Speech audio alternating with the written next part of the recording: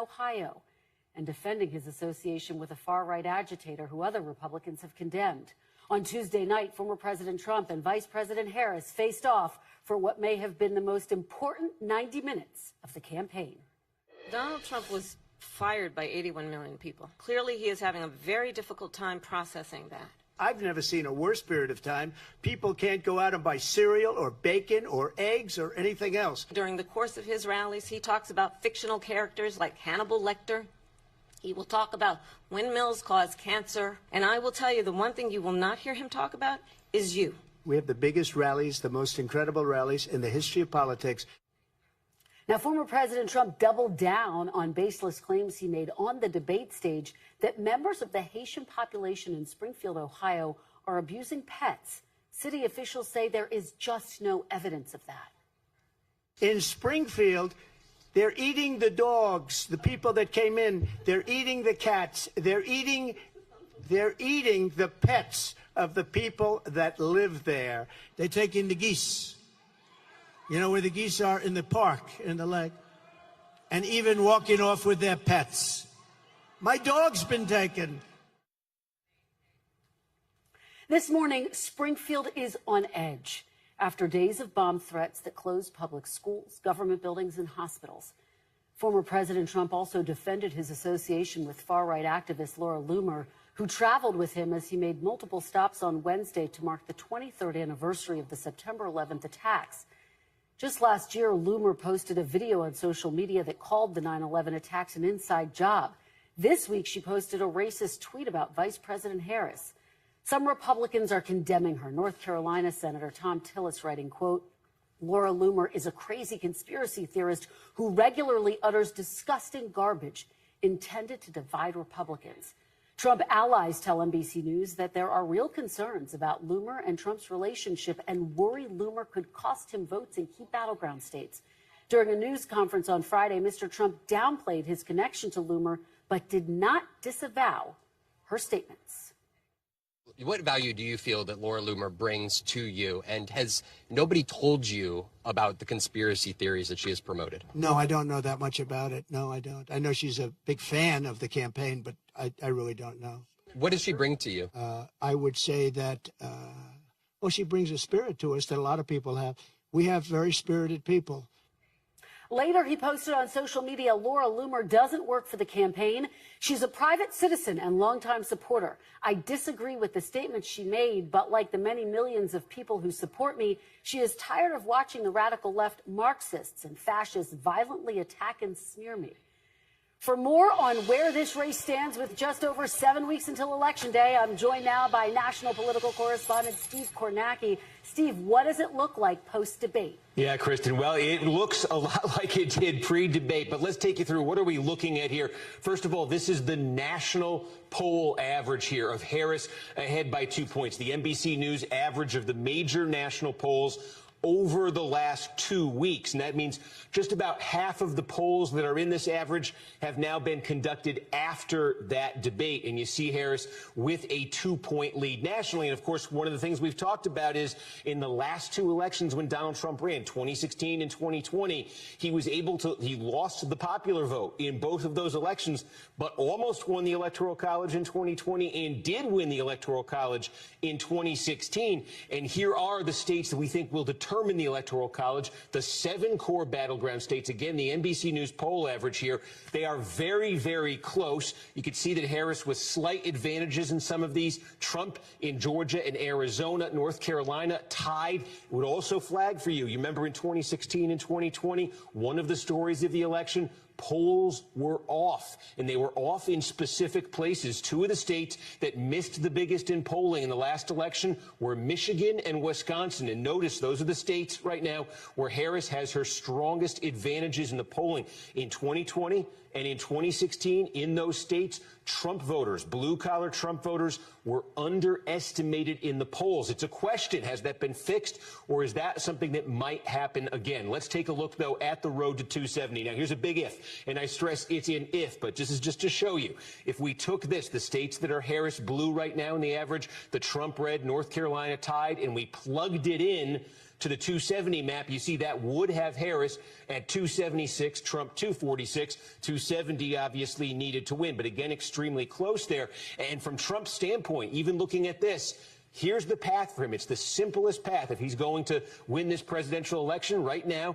Again, with that small lead in the poll average in Georgia, North Carolina tied. And remember, Trump did carry North Carolina in 2016 and 2020. So let's say Trump were able, this is just sake of a if here, but if Trump were to get North Carolina, then he would need one of Wisconsin, Michigan, Pennsylvania. 3 states he carried in 2016 that he lost to Joe Biden in 2020. But you'll see right here, just with Georgia and Carolina, if he wins Pennsylvania, he's got what he needs. If he wins Michigan, he's got what he needs. If he wins Wisconsin, he's got what he needs. So bottom line, the Trump path, pretty simple there. The Harris path, protect those 3.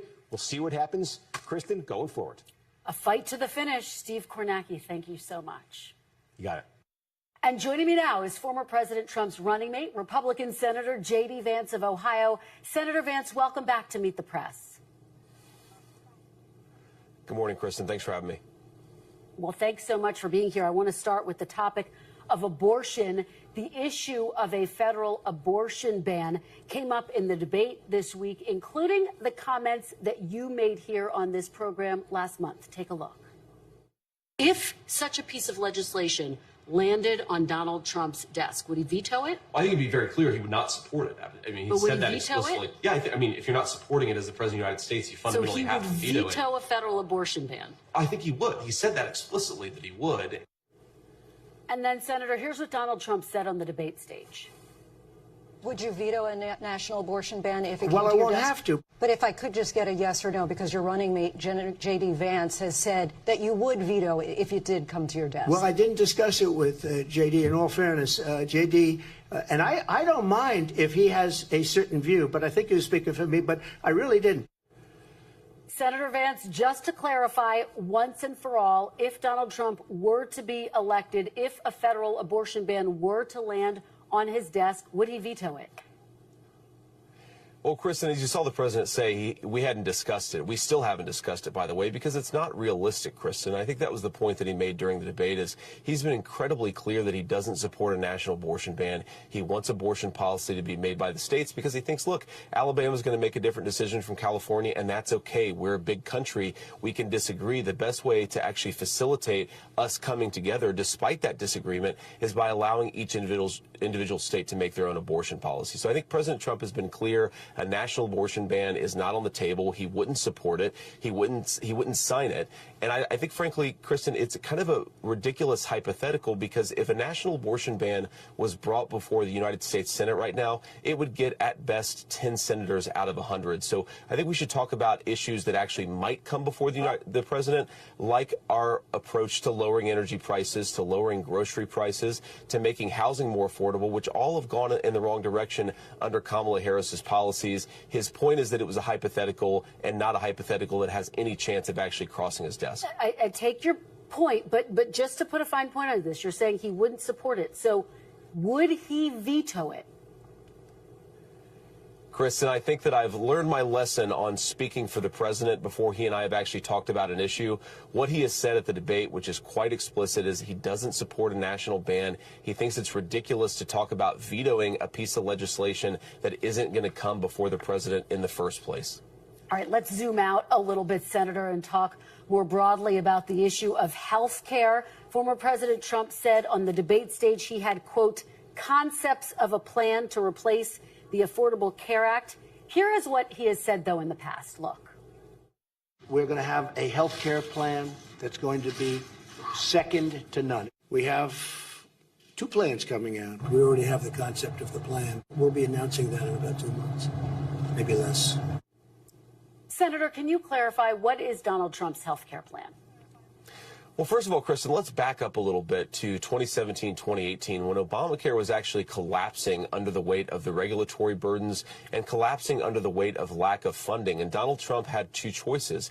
He could have destroyed the program, or he could actually build upon it and make it better so that Americans didn't lose a lot of health care. He chose to build upon a plan, even though it came from his Democratic predecessor. And I think it illustrates Donald Trump's entire approach to governing, which is to fix problems, even if he may have disagreed with the original legislation, to fix the American people's problems, not just to blow things up because it happened to be implemented by your predecessor. And frankly, I wish Kamala Harris would take a similar approach on things like the Abraham Accords, which she has not built upon at all, despite the fact that it's built a lot of peace in the region and could build more. But what President Trump's health care plan is actually quite straightforward. Is you want to make sure that pre-existing coverage conditions are covered. You want to make sure that people have access to the doctors that they need. And you also want to implement some deregulatory agendas so that people can choose a health care plan that fits them.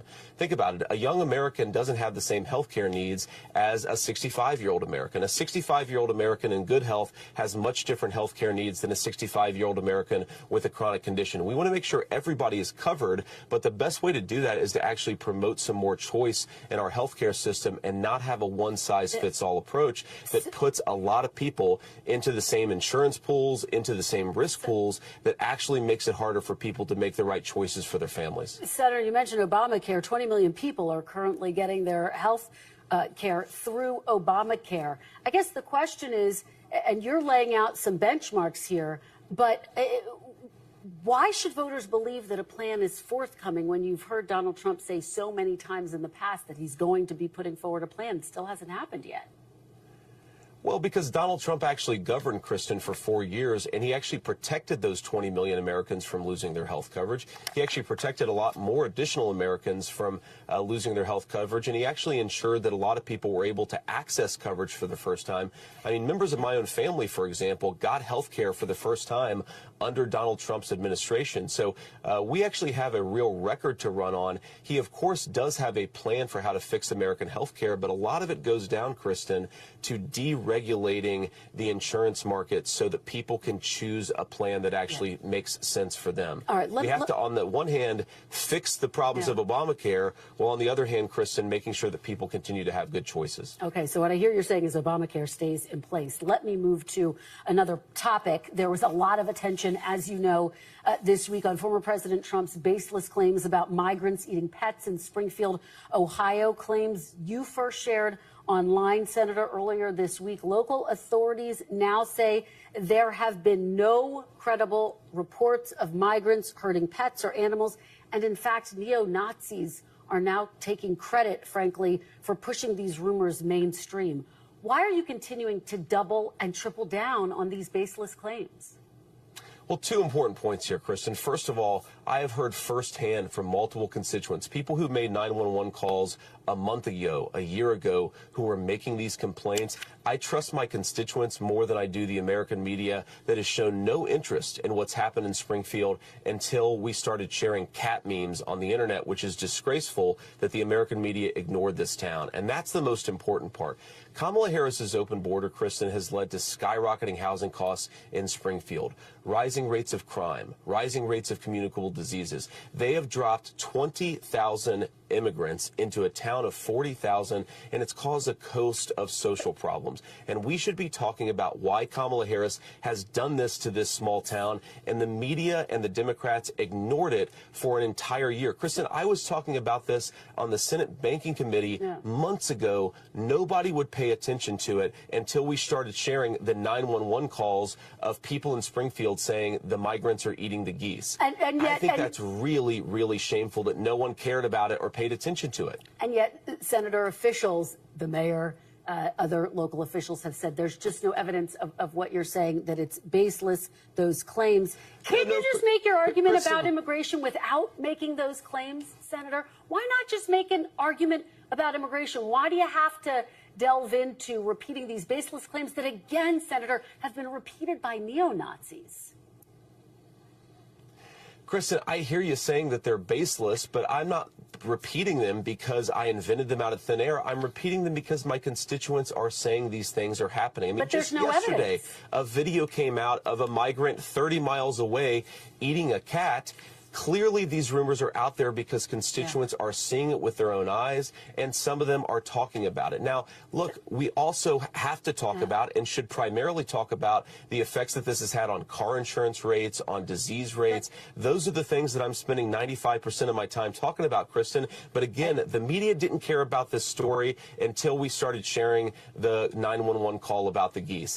That is an indictment of the American media. But the real problem here, Kristen, let me just finish this point, is Kamala Harris opened the border with no plan for how to assimilate 20,000 people. It's made the community worse off. That's what we should be focused on. Senator, I have to say, though, that the mayor from Dayton in that video that you're talking about and police chief responded forcefully to that new video you just referenced. They say there's absolutely no evidence to even remotely suggest that immigrants are eating pets. Let me just ask you, though, in October of 2016, you said this, quote, Trump makes people I care about afraid, immigrants, Muslims, etc. Because of this, I find him reprehensible. God wants better of us. This week in Springfield, buildings were closed because of bomb threats. Haitian immigrants say they are afraid for their lives. Are you now doing the very thing you once called reprehensible, Senator?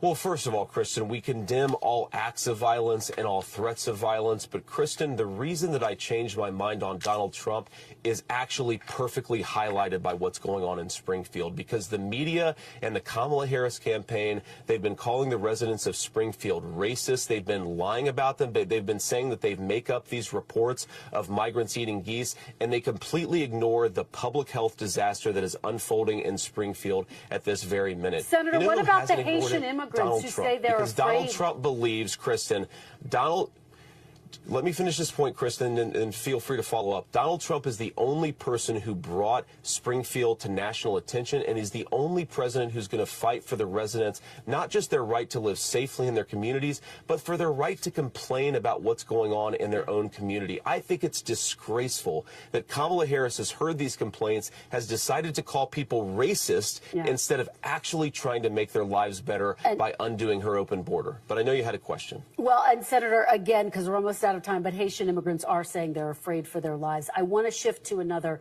topic. I've been talking to allies of former President Trump who are frankly outraged. They're alarmed that Donald Trump has been traveling with Laura Loomer. She is someone who says she supports white nationalism. She spread conspiracy theories, including that the September 11th attacks are an inside job.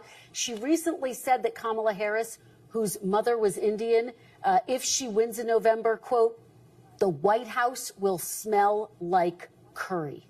Senator, you are married to an Indian American woman. What was your reaction to hearing those comments specifically? Well, Kristen, I want to go back to what you said about Haitian migrants to begin with, because you didn't give me a chance to respond. Look, we don't blame the Haitian migrants for coming to Springfield. We blame Kamala Harris for opening the American southern border and inviting 20,000 people to get dropped in a small Ohio town. Now, you asked about Laura Loomer. Look, Laura Loomer is not affiliated with the Trump campaign. She said something about curry in the White House that I first read about this morning, actually, because I knew that you would ask me about it. Look, Kristen, I make a mean chicken curry. I don't think that it's insulting for anybody to talk about their dietary preferences or what they want to do in the White House. I think what Laura said about Kamala Harris is not what we should be focused on. We should be focused on the policy and on the issues. And look, so yeah, do I agree with what Laura Loomer said about Kamala Harris? No, I don't. I also don't think that this is actually an issue of national import. Is Laura Loomer running for president? No. Kamala Harris is running for president, and whether you're eating curry at your dinner table or fried chicken, things have gotten more expensive thanks to her policies. Let's talk about the person running for president of the United States, not a social media personality who supports Donald Trump. Senator, were you and your wife offended, and do you disavow those comments that even some Trump allies say are blatantly racist? Kristen, I just told you I don't like those comments, and I think that we ought to be focused on Kamala Harris's policy failures. I also don't look at the internet for every single thing to get offended by. I'm running for vice president because I think Kamala Harris has been a disaster, and we have to undo her policies. That's what we should be focused on. But by the way, when I say we, I mean the American media. Kamala Harris opened the border. She made food unaffordable. We should be talking about her failure as an American leader, not a social media personality who supports Donald Trump. All right, Senator J.D. Vance, thank you so much for your time this morning. Really appreciate it. Thanks, Kristen. See ya. When we come back, former Democratic presidential candidate Pete Buttigieg joins me next.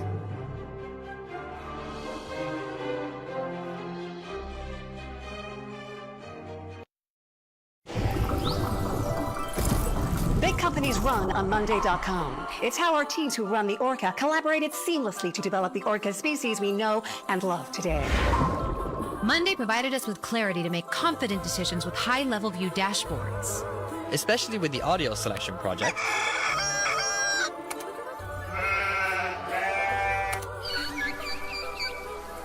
That's streamlined in Orca. Streamlined work for whatever you run. Start your free trial at Monday.com.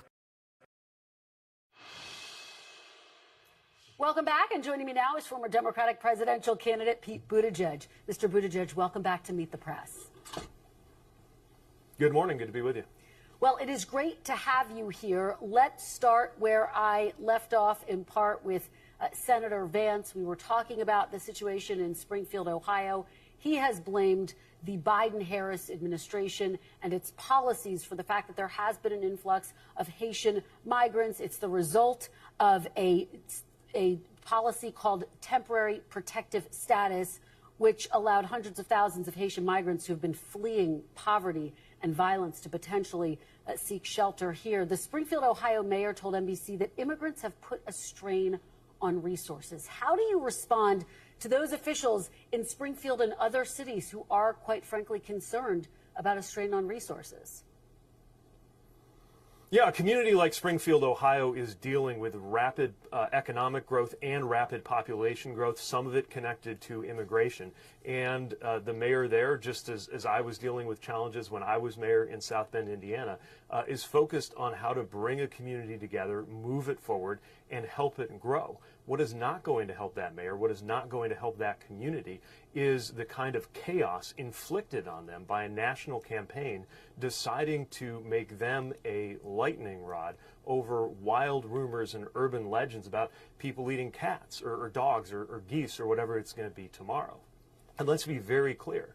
That community and the very real people who are dealing with some really ugly stuff right now, like the bomb threats, are having that inflicted on them as part of the strategy from a campaign that wants to talk about anything but their actual record and their actual agenda.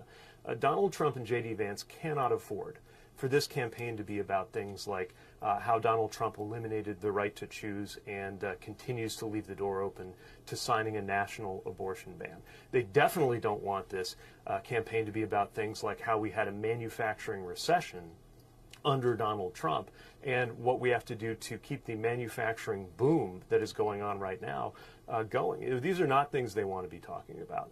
Obviously, they don't want to be talking about the particulars of the Trump-Vance healthcare plan because they don't have one. They have this so-called concept of a plan that he keeps saying is around the corner. He's been saying that, I think, for 9 years. So they need to get us talking about something else. The crazier, the better.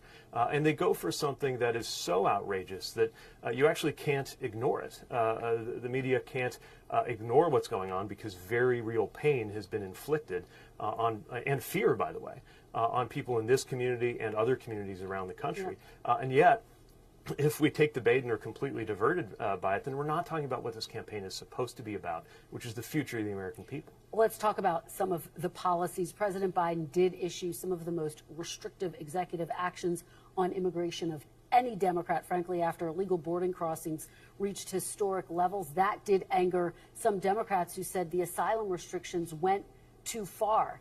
If Vice President Harris is elected, should she keep those executive actions in place? Well, I think her response is going to reflect the conditions and the reality, just as President Biden was forced to take steps that are a response to the reality that we experienced with the post-COVID migration surge, plus, of course, the failure of Congress to act. Let's remember, we wouldn't be here in this particular situation if Donald Trump hadn't intervened to sabotage a bipartisan deal that was worked out with Republicans and Democrats on what to do at the border. And by the way, that legislation and the executive action, it's true, is more conservative than what some in the Democratic Party would like to do. But again, we're not having a serious policy debate about immigration or any other issue. If you got J.D. Vance on your program, basically debating exactly how racist it is to talk about the things that Laura Loomer's talking about, this is the kind of sideshow that they want to take the main stage so that they don't have to talk about anything serious. And it's a reminder of just how exhausting it was to deal with all this the first time Donald Trump was president. America would be in for another 4 years of this exhausting chaos every time we check the news if they come back into power. Let me zoom out and ask you, broadly speaking, obviously this has been the topic of discussion. Vice President Harris has shifted her position on several policy issues. When she first ran for president in 2019, she initially wanted to ban fracking. Now she doesn't. She initially wanted civil penalties instead of criminal for illegal border crossings. Now she doesn't. She supported Medicare for all. Now she doesn't. To those voters who have concerns about this, given her shifts in policy positions, if she's elected, why won't she change her mind again? Well, look, you develop your policies based on what you see happening in the world around you and what you're able to accomplish in Washington. You take the example of immigration. We just talked through what's changed over the last 5 years. We could say the same thing on climate. Lots of ideas were being kicked around 5 years ago when there was basically zero climate policy during the Trump years. Now we have a climate policy. It's called the Inflation Reduction Act. It does not include a ban on fracking because that's not the Biden-Harris administration's policy. But what it has done is cause a lot of factories to be built right now in places like where I grew up, in places like where J.D. Vance grew up, creating jobs in a new energy economy, as well as a lot of good old-fashioned building trades and construction jobs that would be destroyed if Donald Trump follows through on his promise to get rid of the Inflation Reduction Act. So those are the actual policies we're actually working with. And every election is about the future and not the past. And that future looks very different depending on who's about to win. But just to follow up, I think voters do have a lot of questions about the vice president's policies, how specifically she sees her administration. She sat down for her first solo interview on Friday. She was asked about how a Harris administration would differ from a Biden administration. Here's what she had to say. My approach is about new ideas, new policies that are directed at the current moment. And also, to be very honest with you, my focus is very much in what we need to do over the next 10, 20 years to catch up to the 21st century around, again, capacity, but also challenges. Does the vice president need to give more specifics to that answer, how a Harris administration would differ from a Biden administration if she wants to win this election?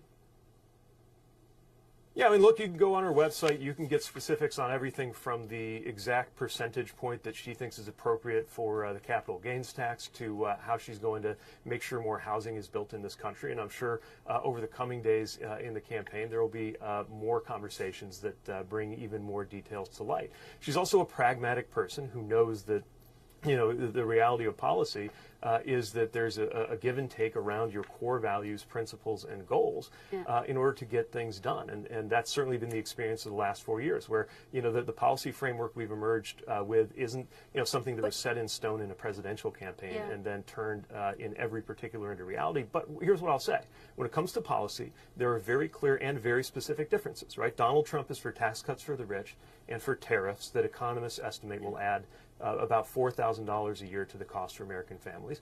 She believes in making the wealthy pay their fair share, and she's put out the exact percentage point that she wants to bring that to so that they are paying their fair share. Right. Donald Trump eliminated the right to choose and will likely build on that. You couldn't even get a straight answer out of J.D. Vance right now on whether he would veto a national abortion ban. And you definitely didn't get a straight answer out of J.D. Vance right now on what his health care plan is going to be. So, you know, any conversation about policy, it's very clear what the differences are, but we've got a lot of unanswered questions on the Trump side. The best way to answer those questions is to look at what promises he actually did keep when he was president, which is tax cuts for the rich and ending the right to choose. Worth noting that, of course, Biden-Harris administration left those Trump tariffs in place just very quickly, about 10 seconds. Mr. Buttigieg, as you know, Trump does better on the economy than Vice President Harris. Is she running out of time to make her case? Well, she's going to keep making her case, and I think the more Americans contemplate the difference between his economic vision of tax cuts for the rich and hers of standing with workers and the middle class, the more they're going to like our economic message and not their unpopular Project 2025 vision. All right, Pete Buttigieg, thank you so much for joining us. Really appreciate it. When we come back, after this week's debate, the fight for swing voters is now playing out in the battleground states. Who has the advantage? Our panel is next.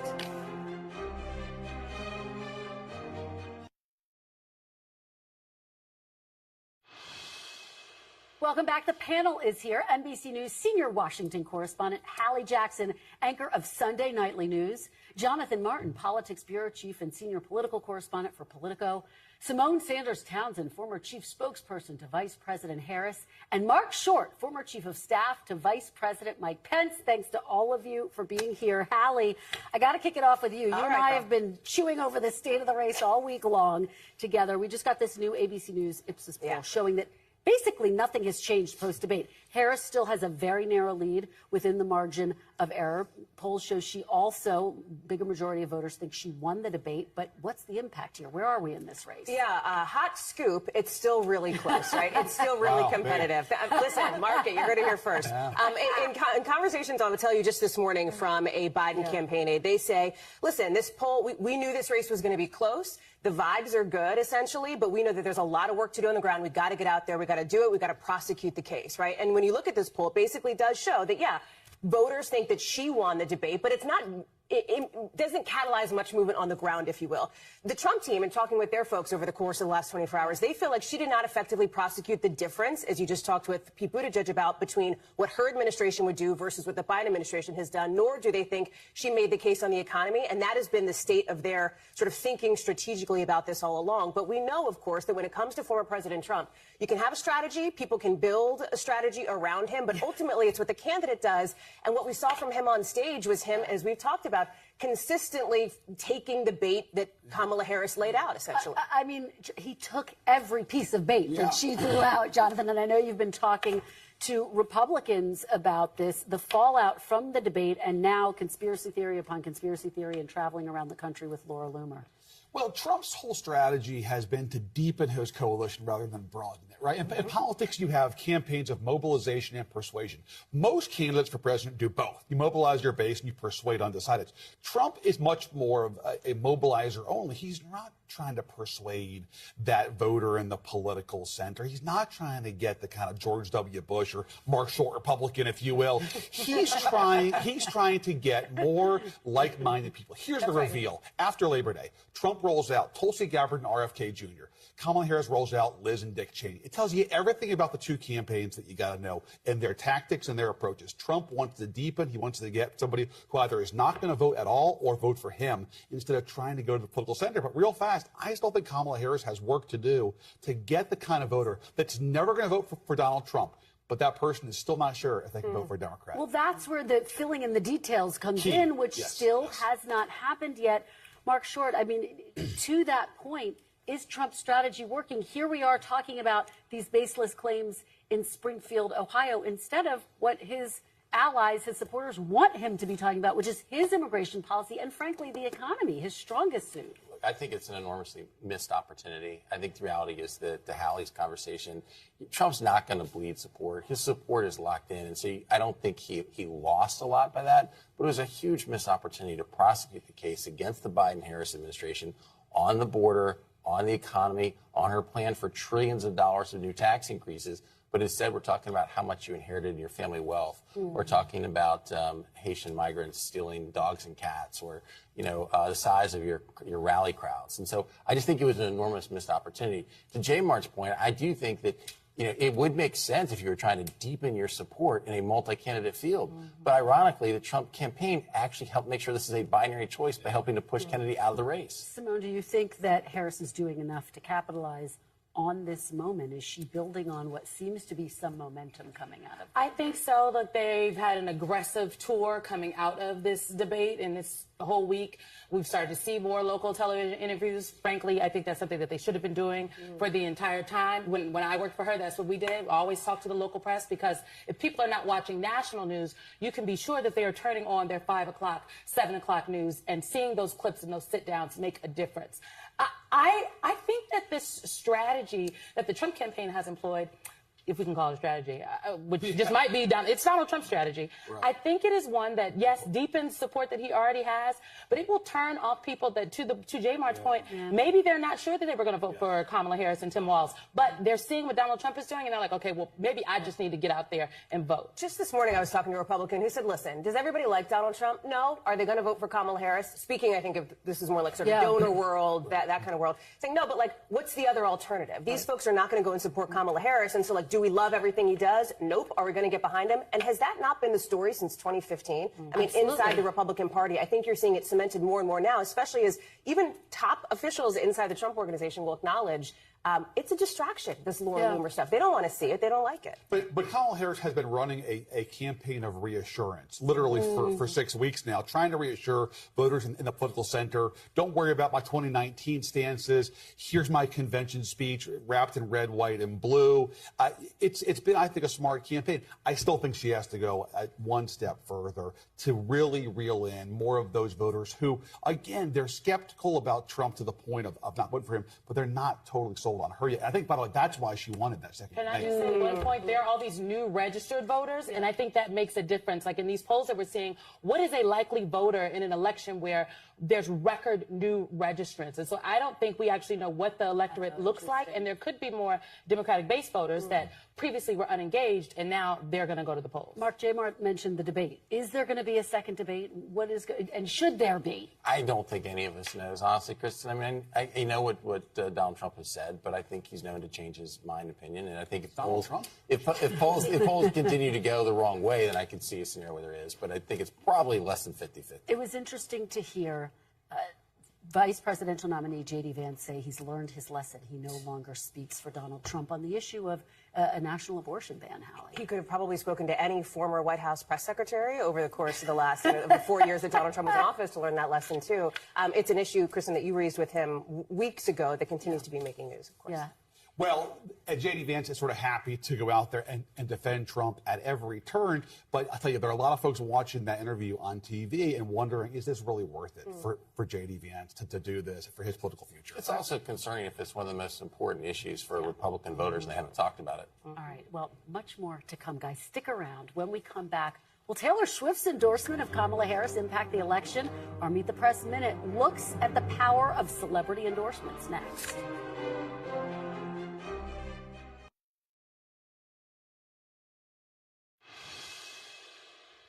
Welcome back. This week, megastar Taylor Swift surprised even the Harris campaign by announcing her support for the vice president in an Instagram post to her more than 280 million followers after the debate, writing, "I'm voting for Kamala Harris because she fights for the rights and causes I believe need a warrior to champion them." Swift's post endorsing Harris drove nearly 406,000 visitors to Vote.gov, a voting information website, over the 24 hours following her announcement. But how much do celebrity endorsements matter? In 2016, actor George Clooney joined Meet the Press to talk about the influence and money public figures can bring to the table. There is a difference between the Koch brothers and us. You know, the difference is if we succeed in electing an entire Congress, which would be quite a success, but a Senate and a president, you know, the tax policies that they would enact would probably cost us a lot more money. Quite honestly, the Koch brothers would profit if they get their way, and that's what, you know, there's no profit for us in this. You know, understanding this, Koch brothers have said that they're going to spend $900 million, not on the presidency, but on the down ticket, on the senators and the congressmen and the gubernatorial races and the local races. And so our job is to try and counter that in some way. When we come back, we're expecting more political star power on the campaign trail. Will it help energize voters? The panel returns next. At KPMG, it's our people who make the difference for our clients. Talented teams, leveraging the right technology to uncover insights that illuminate opportunity. We embed ourselves in our clients' business, working together as true team members to help grow and transform their enterprise and enhance the trust of their stakeholders. Ready to make the difference together?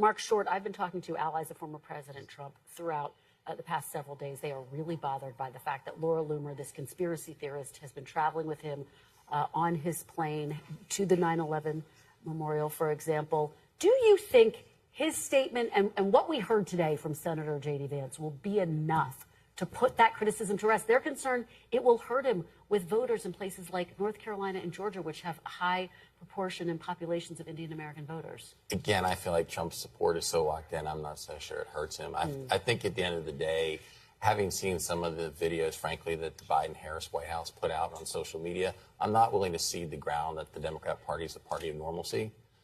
Having said that, this is an unnecessary distraction. It's like you should be prosecuting the case on what their economic plan is, how they failed on border security. And if the media is talking about Laura Loomer every day, it's a missed opportunity to actually be on the offense. I'm a political baby, but I am old enough to remember when a certain Democratic candidate had a pastor that people felt was problematic. And some of the statements that the pastor had made, I'm talking about Pastor Jeremiah Wright. Obama distanced himself from his pastor. He gave a whole speech. He gave a whole speech about it. Laura Loomer is Jeremiah Wright, Laura Loomer, not in the same vein at all. But to be very clear, what she is saying is problematic. And the problem is she's on the plane with the former president of the United States of America, a potential next president. And what she is saying to him seems to be making its way, at least onto the debate stage, in front of 67 million people last Tuesday. Yeah, people and his allies. The issue, Kristen, isn't his staff's embarrassed by it. Certainly folks on Capitol Hill here are embarrassed by her. You saw the comments from GOP lawmakers. It's the candidate. He's not embarrassed by her. He wants her around. He wants people like that around because they say nice things to him. And frankly, he's sympathetic to her views. This is the bottom line challenge for the GOP. This is your candidate. It's not Laura Loomer. It's Donald J. Trump and his views and his impulses. And are you for that? Or are you against that? It's a time of choosing for the Republican Party. The centerpiece of his campaign is demagoguing immigrants. And so I think that's the real challenge for today's GOP. Is that what you want your standard better to do? Yeah, and what so many people are saying to me is we are so close to Election Day. There's not time for this type of distraction. Hallie, on the other side of things, the Harris campaign is celebrating after they got a huge endorsement in the minutes after the debate. Yeah. Taylor Swift, her hundreds of millions of followers, she announced she's 280. Yes, I know you know. How big of an impact does this have? Does it matter? I am not a Swiftie, right? But let's talk about it because she is this huge figure, I promise, in pop culture. Nothing to be embarrassed about if I was. Which is this.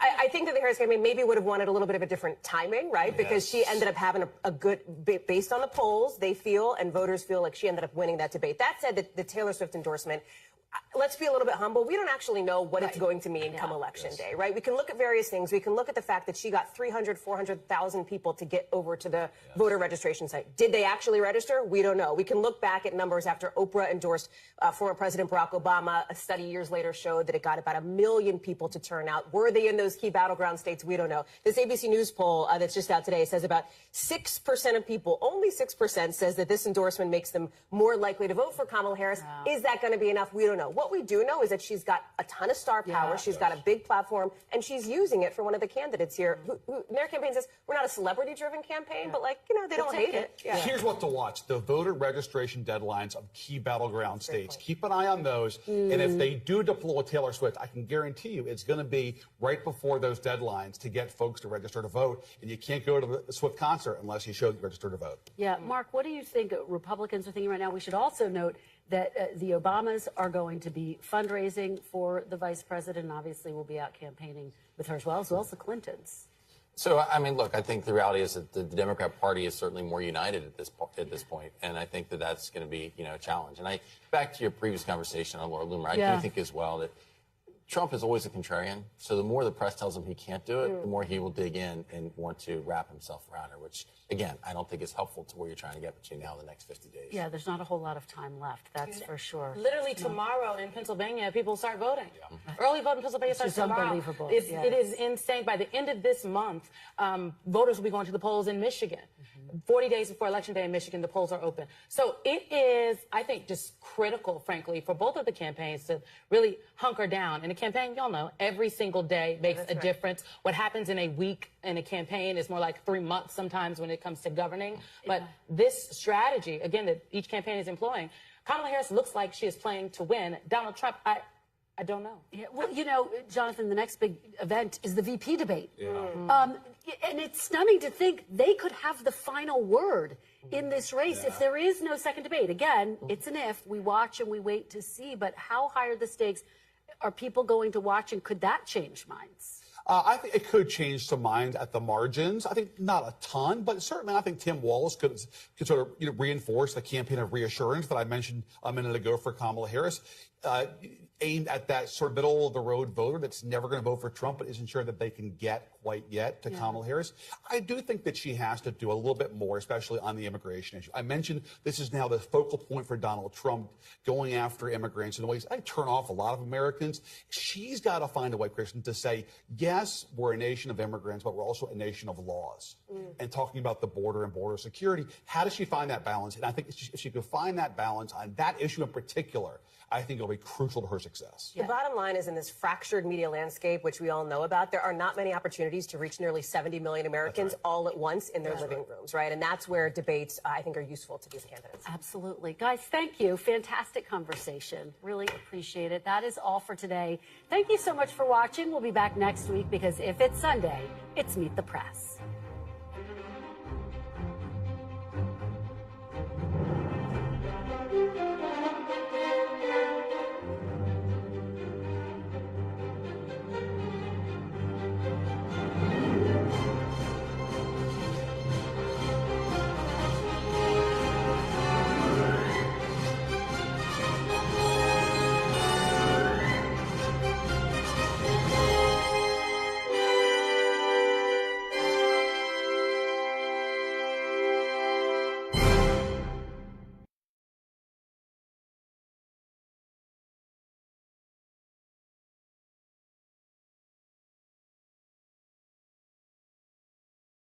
At KPMG, it's our people who make the difference for our clients.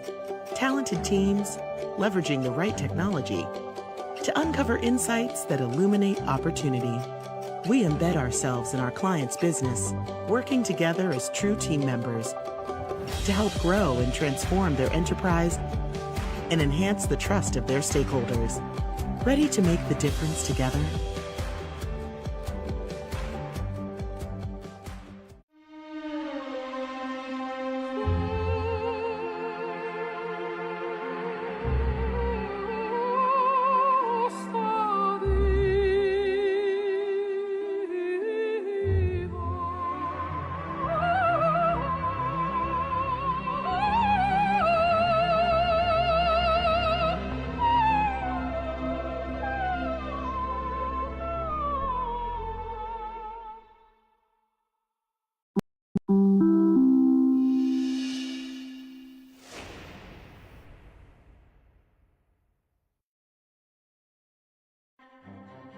This Sunday, great expectations. Vice President Kamala Harris and former President Donald Trump are set to face off on the debate stage in Philadelphia in what could be a pivotal moment for both campaigns.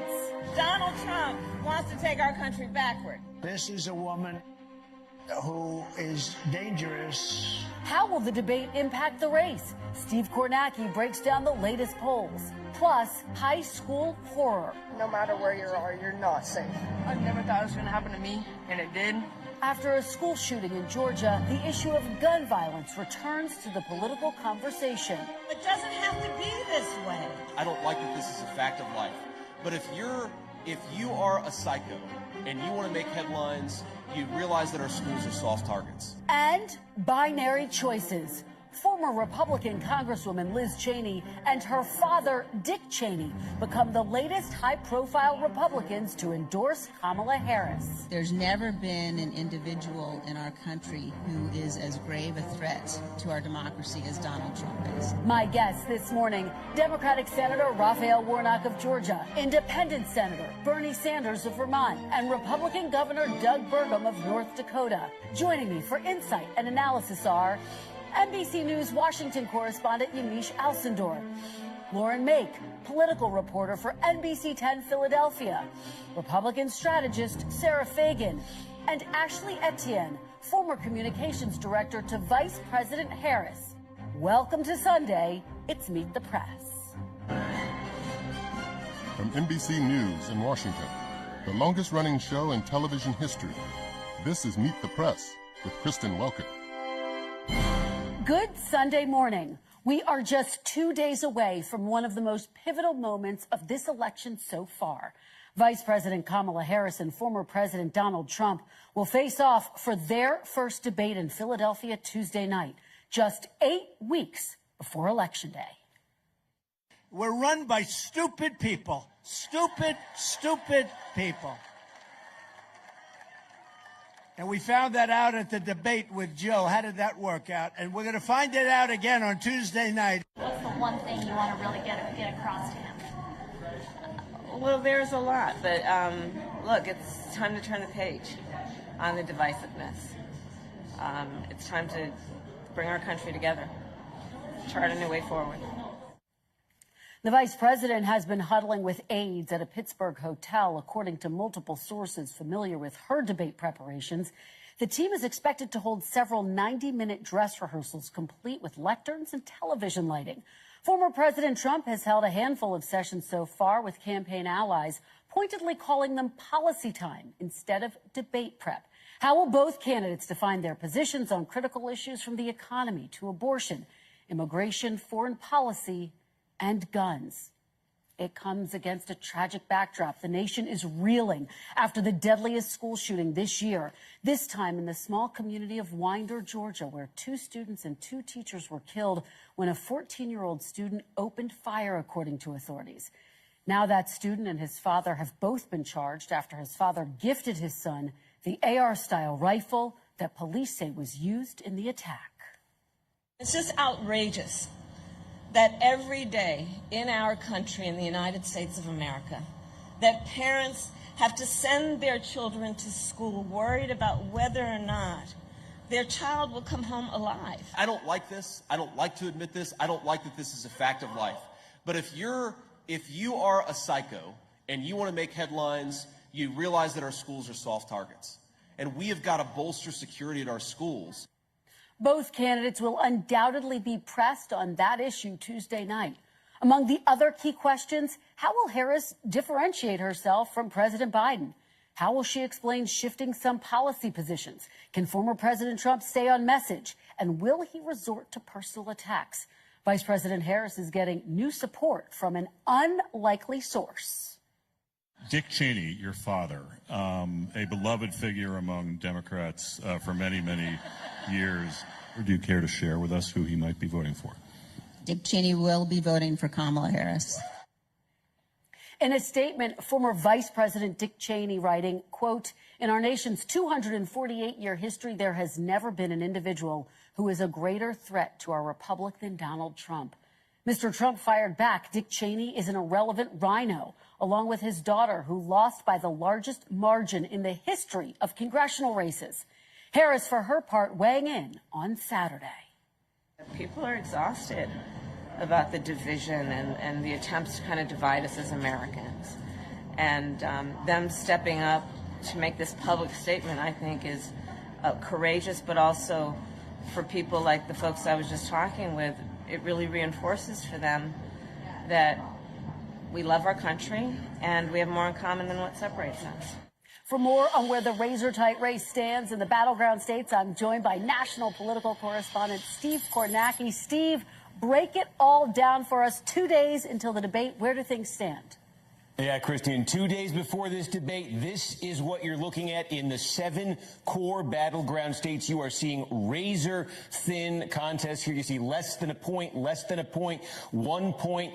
7 battleground states here that we think are likely to decide the Electoral College, the road to 270. Now, take a closer look here, and there are a couple things we want to draw your attention to. First, you do notice there's one state here, Wisconsin, where the margin does seem larger than the others. Put a pin in that because we're going to get to that in 1 second. But the other aspect here, when you look at these close races, particularly in the Sun Belt states, it reflects how this race has changed a little bit since Kamala Harris replaced Joe Biden as the Democratic candidate. What we're going to show you here, this is the diversity of the electorates in these 7 core battleground states, white and non-white. And you can see nationally, this is what the electorate looks like. These 3 states, Nevada, North Carolina, and Georgia, you see the share of the electorate that's white is actually lower in these 3 states than it is nationally. The share of the electorate that is non-white is actually higher. One of the things that has happened since Kamala Harris replaced Joe Biden is that Biden had been struggling relative to how Democrats historically do with Hispanic voters, with black voters, with non-white voters. Harris has improved on Biden's standing with those voters. She's not at the levels that Democrats have typically run at in the past, but she's improved. And so when we just showed you those close margins in these states here, that's the source of Harris's improvement. These states are looking more promising for her than they were for Joe Biden. But again, she's not at the level Democrats typically get with non-white voters. That's something her campaign is looking at trying to boost and trying to improve. The other end of it, though, is this. Look at the states here, Wisconsin, Michigan, and Pennsylvania with the highest shares of white voters. Specifically here, we're going to look at blue-collar white voters who don't have 4-year degrees. And again, you see the national average here, 35%. Look where Wisconsin, Michigan, and Pennsylvania are in their electorates. The key here is, remember, we just showed you that poll that had Harris up by 5.5 on average, the average poll in Wisconsin. Well, Wisconsin has the highest share of non-college white voters. These are the voters the polls missed on in 2020, missed on in 2016. They undercounted, the polls did, Trump's support with blue-collar white voters. So when you see polls this fall, particularly in a state like Wisconsin, I think you put a little bit of an asterisk next to it because we saw big misses there before. And the question is, are we seeing misses there again? Is Trump perhaps being undercounted in those states again? But again, 2 days into this debate, Kristen, the big issues that you're likely to come up here, just take a look from a Wall Street Journal poll where the 2 candidates stand here in terms of the public's view. Harris with an advantage on abortion of 20 points. She's made this a centerpiece for a long time now. The economy, immigration, the Israel-Hamas war, these are all Trump advantages over Harris, although Harris doing a little bit better on some of these questions again than Biden had, but not where her campaign would like her to be, Kristen. All underscoring how high-stakes Tuesday night is. Steve Kornacki, thank you so much for joining us. Got it. Joining me now is Democratic Senator Raphael Warnock of Georgia. Senator Warnock, welcome back to Meet the Press. Great to be here with you. Good morning. Well, good morning to you, Senator. Our thoughts are with you and everyone in the state of Georgia after that horrific school shooting this week. Of course, you have been in your position in the wake of other mass shootings as well. What makes this instance unique, though, Senator, is the fact that a father has now been charged after giving his son the weapon that authorities say was used in the mass shooting a year after the father was questioned by the FBI for online threats that his son was making. Do you think that there is any law that could have prevented this tragedy in your state, Senator? Well, let me just say that I spent Friday night with the wonderful people of Winder, Georgia. And I thought about it as I was sitting there, thought about my own days as a high school student a long time ago. But it was Friday night. We should have been at a high school football game with high school students cheering on their classmates. Instead, they were mourning their classmates and two teachers. Look, we can do better than this. We have to begin with the fact that this is a tragic form of American exceptionalism. This doesn't happen all over the world. Nowhere else where you have a country that's not at war do you have this kind of routine, random violence as just a part of the tragic everyday lives of people. And so there are a whole range of things that need to be done. And I find it deeply frustrating that in the wake of this, we can't bring ourselves, we can't find the will to do what we Americans agree on. And that's a whole range of things. But we have to start with the fact that this can't continue and that we can fix it. Senator, I guess just going back to my original question, though, is there a specific law that you think could have prevented this tragedy when you have a case of a father gifting his son the weapon, according to authorities? Listen, 14-year-olds don't need AR-15s. And we need to get these military-style weapons off the streets. 87% of Americans, Democrats and Republicans, according to a Fox News report last year, believe that we ought to have universal background checks, and still we can't even get that done in Congress. Listen, there is no one single law that will stop all of these tragedies. In a sense, I think we have to broaden the scope of the question because, after all, we have 2 mass shootings a day in our country based on the data just last year. And this does not happen everywhere in the world. The problem is that we have politicians in our country who are beholden to the gun lobby. And either based on ambition or fear, they go to work every day doing their bidding while the gun lobby lines its pockets with the blood of our children. I can tell you as a father that there's nothing more precious than that morning time when you walk your kid to school or drop them off. And you want to believe reasonably that a few hours later you're going to be able to pick them up. And the reality is that in America, it's not safe to be in our schools. It's not safe to be in our shopping malls. It's not safe to be in the spa. It's not safe to be in a medical clinic. We're all sitting ducks. And any country that allows this to continue without putting forward just common sense gun safety measures is a country that has, in a tragic way, lost its way. Politicians need to realign their values. Yeah. And this is what it means to have a democracy. If we can't protect our children, what are we doing? Senator, let me ask you about some specific policies. In 2019, then Senator Harris said she would support a mandatory gun buyback program for assault weapons. Now her campaign says, and told me overnight again, she will not push for mandatory buybacks, but has expressed support for as assault weapons ban, expanded background checks, red flag laws. But do you think that's a mistake? Should she also be, in your opinion, supporting a mandatory gun buyback program? Listen, we're not going to be able to get where we need to go without action in Congress. We've got to pass some laws to deal with this. Now, I was heartened by the fact that 2 years ago we finally did a gun safety law, the Safer Communities Act, and it was the first gun safety law we passed in 30 years. 30 years. And it was modest, but it did save lives. But clearly, in the wake of what happened just the other day in Winder, Georgia, it's not enough. And the least we can do is move forward on the bipartisan spaces where ordinary people agree. Clearly, there's a disconnect between what the people, the American people, want and what they're able to get out of their government. Again, 87% of Americans believe in background checks, and yet I hear politicians say that it's not guns who kill people, it's people who kill people, and yet we don't even want to know who those people are.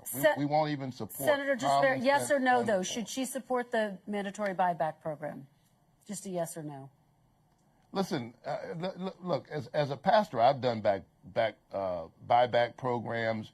You can pick this issue or that issue, but I think that, again, there's not one single thing that will make all of this go away. Senator, let me play you something that J.D. Vance had to say. He made headlines this week by saying the way to deal with this issue is to focus in part on school security. Take a look. You've got some states that don't have strict gun laws at all, and the states with strict gun laws, they have a lot of school shootings. And the states without strict gun laws, some of them have school shootings too. So clearly strict gun laws is not the thing that is going to solve this problem. What is going to solve this problem, and I really do believe this, is look, I don't like this. I don't like to admit this. I don't like that this is a fact of life. But if you are a psycho and you want to make headlines, you realize that our schools are soft targets. And we have got to bolster security at our schools. Senator, as you know, he is expressing the opinion of a lot of folks across this country. What's your response to hearing that? Listen, J.D. Vance claims that this kind of random, routine carnage is a fact of life. No, it's not. It's a fact of American life. This, again, is a tragic form of American exceptionalism. Nowhere else in the world do you have a country that's not at war? Do you see this kind of violence? And so we have to ask ourselves, we have to engage in serious soul searching as Americans. Why does this happen here? There are people who are given to violence in other countries. I hate it when people malign the mentally ill, because most of them are not a danger to us, but there are people who are mentally sick in other countries. There are children who are troubled in other countries. This only happens here. Senator, it's the guns. Senator, and those who want to make this, yes. Let me ask you quickly. This is not a debate between those who believe in the Second Amendment and those who don't. It is to the gun lobby's advantage that this has become a kind of culture war. It's like saying in another time that those who want seat belts are against the freedom of being on the road. In hindsight, we understand how ridiculous that argument would be. We need to put forward reasonable gun safety laws, and that's the least we can do for our children. Senator, very quickly, let me ask you about the debate. Here's what Donald Trump has had to say about Vice President Harris just this week. Quote, she does nothing but talk, nothing but gripe, nothing but complain about the terrible border or the economy and inflation. But she's been there for 3.5 years, so why doesn't she fix it? Presumably he'll make that argument on the debate stage. How do you think she should respond to that? Well, listen, I don't think she's going to underestimate Donald Trump. After all, he's been engaged in these debates at the presidential level since 2016. I think on the issue of the border, she ought to ask him, why is it that he killed the border deal that we got that was ready to be passed in Congress, written by a conservative Republican, and yet he decided that he would rather have the issue for the election rather than solve the issue for the American people. This is consistent with Donald Trump. Donald Trump is for Donald Trump, and Kamala Harris has spent her life working for the people. Kamala Harris for the people. I think that's who will show up on Tuesday night. All right. Senator Warnock, thank you so much for joining us. We really appreciate it. And when we come back, former President Trump is getting ready for his first matchup with Vice President Harris. How will he handle his new opponent? Republican Governor Doug Burgum of North Dakota joins me next.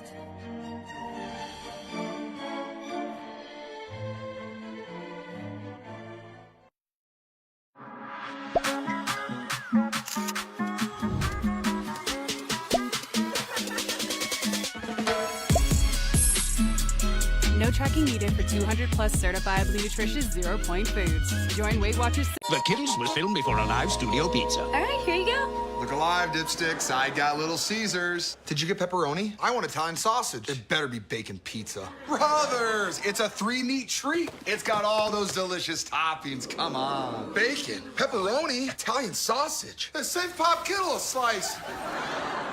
I'm a dog. The kiddos love their 3-meat treat. Order your 3-meat treat for $8.99 and get your game day delivered with Little Caesars. Pizza. It's been 20 years since Cindy Crawford shared her secret to ageless skin, Meaningful Beauty. Formulated by world-renowned cosmetic specialist Dr. Jean-Louis Sabat, it includes super antioxidants from a genetically rare melon in the south of France. And now it's even better because Meaningful Beauty has new advanced formulas that deliver incredible results. I can sum it up in one word: soft, glowy, smooth, hydration, magical. Start your journey today at meaningfulbeauty.com. When the details take precedence and each piece is crafted with intention, the rest falls perfectly into place. We strip away everything but the essential, finding sophistication in simplicity. And what we're left with are thoughtful bedrooms for modern living. Thuma.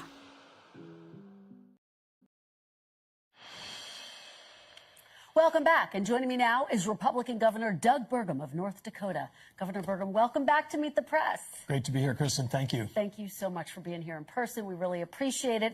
I want to start off with the debate, just 2 days away now. And I want to play you some of what we have heard recently from former President Donald Trump as it relates to Kamala Harris. Take a look. She was a bum 3 weeks ago. She was a bum because she's dumb. That's the laugh of a person with some big problems. I don't have a lot of respect for her intelligence. I'm a better looking person than Kamala. She's a nasty person. Governor, do you think that's the kind of rhetoric voters want to hear on the debate stage Tuesday night? Will that win him the debate? Well, I think what's going to win the debate, what's going to win the election goes right back to his economic speech that he delivered in New York on Thursday, because the number one issue for voters across this country, whether you're Republican, a Democrat, an independent, is the economy. And he laid out perhaps the most comprehensive economic plan that we've ever had a presidential candidate. And I called him afterwards and I said, I think you just won the election with that speech.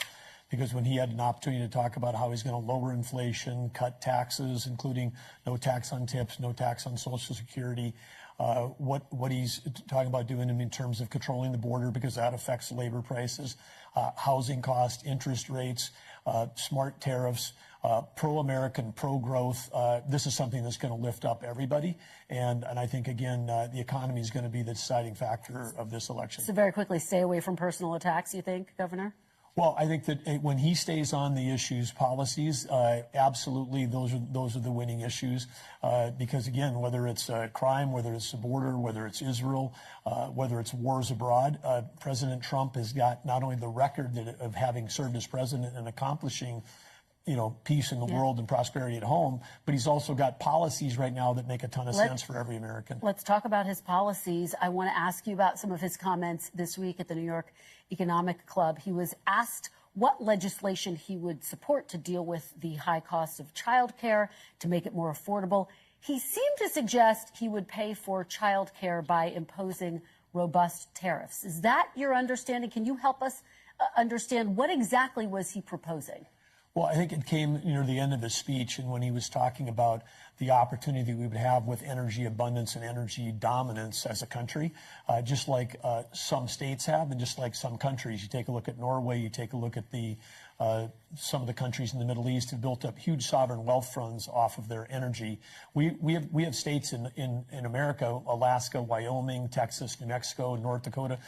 Just those 5 states alone have built up over $330 billion of endowment funds because of the way they've managed energy in those states. So he was envisioning that if we have energy dominance, we sell energy to our friends and allies, we build up endowment funds, and then you can help pay for the cost of things that Americans need, just like we do in our state. Well, and just to be clear, he was asked about how he would pay for childcare. He invoked tariffs. The person who asked him the question said his answer was insulting to parents because it sent the message that childcare expenses are no big deal.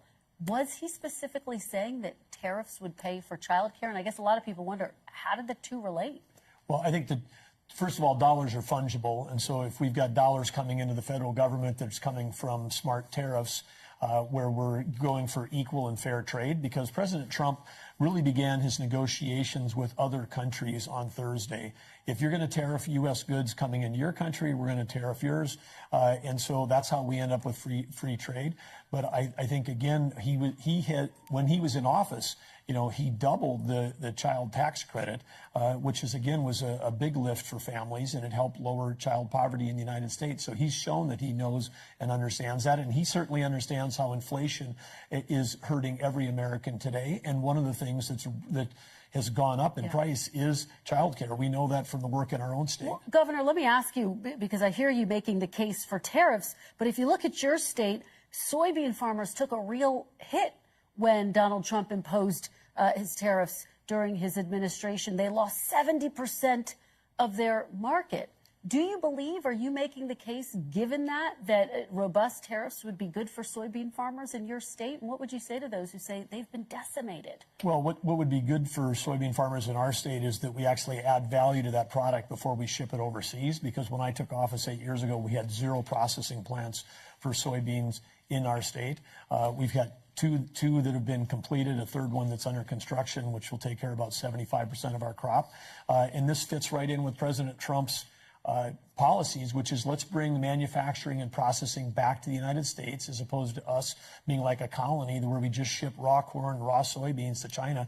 Add value here. That creates job. It creates additional economic value in our states and in our country. All right. Let me ask you about something that former President Trump posted on social media overnight. He seemed to be escalating his threats against political opponents. Let me read you what he said. He said, quote, "When I win, those people that cheated will be prosecuted to the fullest extent of the law.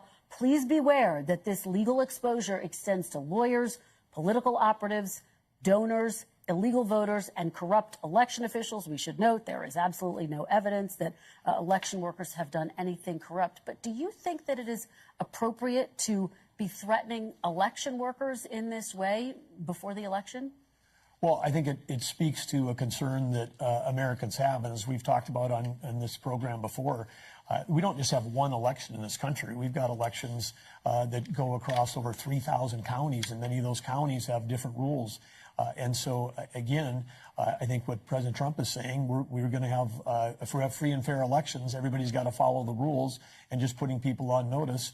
And I think this could have been a statement that could have come from the Harris campaign as well, because everybody's concerned in this country about making sure that our elections are free and fair. Well, Governor, and a lot of those concerns you mentioned are being fueled by these types of statements by former President Trump. But going back to the substance of what he said, he seems to be threatening these political operatives, donors, and election officials. Is that appropriate in any scenario, Governor? Well, I think what's appropriate is that we keep working hard as a country to make sure that we've got a belief in our elections and a trust in our elections. We've got some states that remarkably have just now this year cleaned up their voter rolls and eliminating people that no longer live in the state, people that are no longer alive. And when you're talking about states taking millions of people off the voter rolls, I mean, this is just common sense database cleanup. I've spent 30 years in tech. I mean, you can't run a company if your customer database is completely out of date and has people that no longer are your customers, but you're still sending them a ballot in this case. Right. And so I think there's a number of basic things that we could all agree on that would make sure that the elections are free and fair. And again, I hear what you're saying about the voter rolls. Important to point out, of course, there was no widespread fraud found in the 2020 election. It was deemed to be one of the safest and most secure in U.S. history. But let me ask you about the news coming from one branch of the Republican Party, former Congresswoman Liz Cheney and her father, former Vice President Dick Cheney, coming out saying they are going to vote for Kamala Harris. Here's the statement from Dick Cheney. He said, quote, "He tried to steal the last election using lies and violence to keep himself in power after the voters had rejected him. He can never be trusted with power again." What do you say, Governor, to undecided voters who might be swayed by that argument?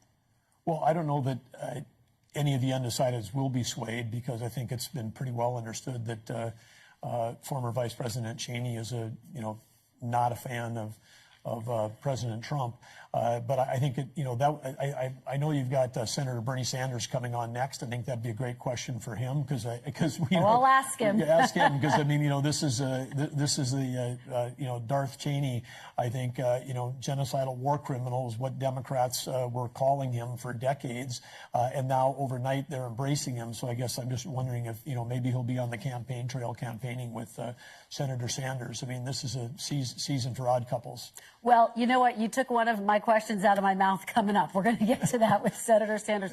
Governor Burgum, thank you so much for being here. Thank you, Kristen. Really appreciate it. Great to see you, as always. And when we come back, Independent Senator Bernie Sanders of Vermont joins me next. Fuel up on savings with Chevron Rewards. Download the Chevron app and join to start saving. You'll earn points on fuel and select in-store purchases towards rewards that can be redeemed for discounts on fuel. So fuel up on drinks, snacks, and gas today. 'Cause life's better when you live on full. At participating Chevron stations, terms and conditions apply. See ChevronTexacoRewards.com for details. Independent Senator Bernie Sanders of Vermont. Senator Sanders, welcome back to Meet the Press. My pleasure. Well, it's great to have you here. I do want to dive in by talking about the economy, likely to be one of the big topics at Tuesday night's debate. This week, of course, as you know, Vice President Kamala Harris unveiled more of her economic policies, which included a 28% capital gains tax for top earners. It really marks a big break from President Biden, who has proposed a 40% tax on top earners. Of course, when you were running for president, you proposed a near 60% tax on top income earners. Do you believe that this particular policy position is a mistake by Vice President Harris? Well, this is what I believe, Kristen. We live in a nation today that has more income and wealth inequality than has ever existed in the history of the United States. People on top, the billionaire class, doing phenomenally well. 60% of Americans are living paycheck to paycheck. Gap between the rich and the poor growing wider. What I believe is that we got to take on the greed of the billionaire class and say, yes, you know what, guys? Well, we got 600,000 people sleeping out on the streets when people can't afford to send their kids to college. You know what? You're going to start paying your fair share of taxes. So I think dealing with the massive level of income and wealth inequality through a progressive tax system is exactly what we've got to do. So do you believe that 28% is enough, or should she come up? Should she boost that number? I would go higher than that. Look, when you got 3 people on top owning more wealth than the bottom half of American society, and when billionaires pay an effective tax rate lower than truck drivers or nurses, yeah, you could substantially raise taxes on the billionaire class and the people on top. But, Kristen, it's not only the need for real progressive tax reform. What we have got to address is that while there have been important gains economically under President Biden and Vice President Harris, much more needs to be done. People cannot afford the high cost of health care. Elderly people can't afford dental care despite being on Medicare. So I think what the Vice President needs is a strong agenda that speaks to working people, that says, you know what? At a time of so much inequality, we are on the side of working families, and we're prepared to take on the big money interests who today have so much political and economic power in our country. Well, let me ask you about some of her ties to big business. Top Silicon Valley companies and big-name venture capitalists have reportedly been in close communication with the Harris campaign. I'm talking about Mark Cuban, LinkedIn co-founder, Reid Hoffman. From a practical standpoint, a lot of